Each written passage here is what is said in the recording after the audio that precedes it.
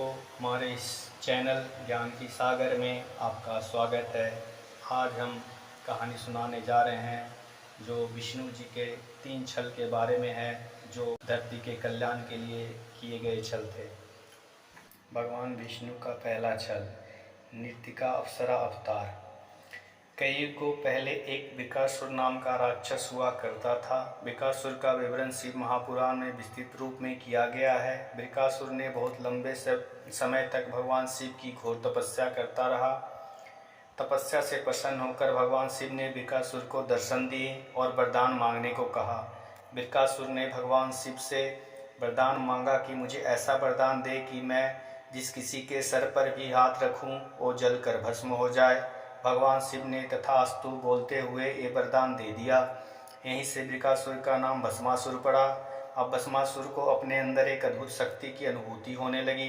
भस्मासुर के मन में अचानक से विचार आया कि देवता सदैव असुरों और दैत्यों से छल कपट करते आए हैं और ये वरदान सच में मिला है या नहीं।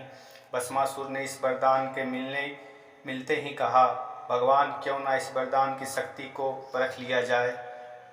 तब वह स्वयं शिव जी के सिर पर हाथ रखने के लिए दौड़ा। शिव जी भी वहाँ से भागे और विष्णु जी की शरण में जाके छुप गए। तब विष्णु जी ने एक सुंदर स्त्री का रूप धारण कर भस्मासुर को आकर्षित किया। भस्मासुर शिव को भूलकर उस सुंदर स्त्री के मोह पाश में बंध गए। मोहिनी रूपी विष्णु ने भस्मासुर को खुद के साथ नृत्य करने के लिए प्रेरित किया। भस्मासुर भी अप्सरा के साथ ताल पे ताल मिलाते हुए नृत्य करने लगा। नृत्य करते समय भस्मासुर मोहिनी की तरह नृत्य करने लगा और उचित मौका देकर विष्णु जी ने अपने सिर पर हाथ रखा। शक्ति और काम के नशे में चूर भस्मासुर भी वही नकल किया और अपने सर पर हाथ रखा। उसने अपने सर पर जैसे ही हाथ रखा वह जलकर भस्म हो गया। इस तरह छल और चतुराई से विष्णु ने असुर का नाश किया। भगवान विष्णु का दूसरा छल, वृंदा के साथ छल। युगों पहले धरती पर जालंधर नाम के एक महाबली इंसान की उत्पत्ति हुई थी। यह उत्पत्ति समुद्र में एक ऐसे स्थान पर हुई थी जहाँ गंगा का जल समुद्र में आकर मिलता था। जालंधर को भगवान शिव का अंश कहा जाता है। जालंधर का विवाह कालनेमी नामक असुर की पुत्री वृंदा से हुआ। वृंदा भगवान विष्णु की बहुत बड़ी भक्त थी। विवाह के पश्चात जालंधर पूरे असुर साम्राज्य का राजा बन गया।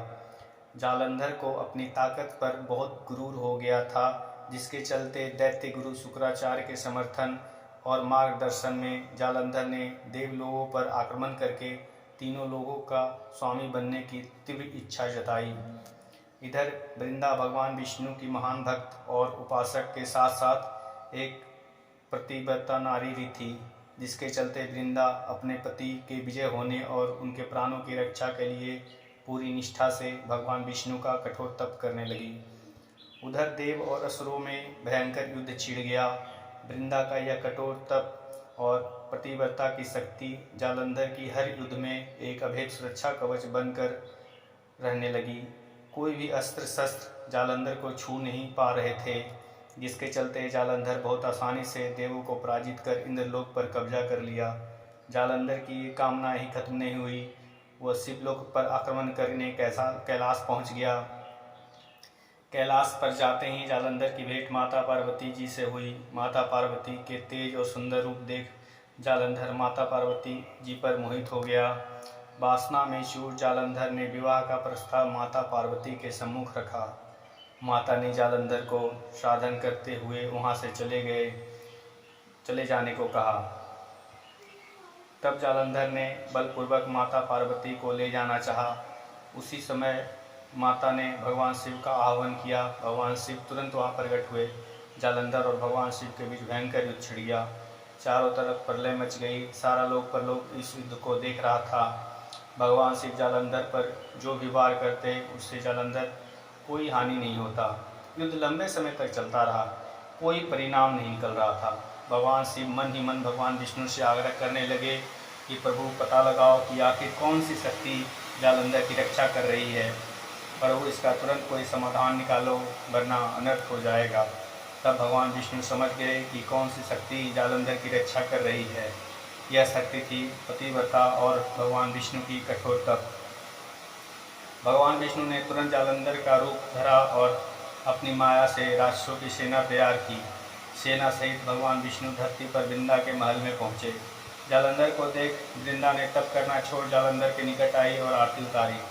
भगवान विष्णु जी ने तप को खंडित करवा दिया था, लेकिन पतिव्रता को शक्ति तोड़ने के लिए भगवान विष्णु जी को मजबूरन पति धर्म का नाटक भी करना पड़ा, जिसके चलते वृंदा का पतिव्रता शक्ति नष्ट हो गई। शक्ति नष्ट होते ही वहाँ कैलाश पर भगवान शिव जी ने जालंधर का गला धड़ से अलग कर दिया। जालंधर का वध होते ही स्वर्गलोक पुनः देवताओं का हो गया। इस प्रकार लोक कल्याण के लिए भगवान विष्णु जी ने वृंदा के साथ यह छल किया। सत्य के पता लगने पर क्रोध में आकर वृंदा ने भगवान विष्णु को श्राप दे दिया। इसके बाद क्रोध भरे मन से वृंदा ने खुद का आत्मदाह कर लिया। तब उसकी राख के ऊपर तुलसी का एक पौधा जन्मा। तुलसी देवी वृंदा का ही स्वरूप है, जिसे भगवान विष्णु लक्ष्मी से भी अधिक प्रिय माना जाता है।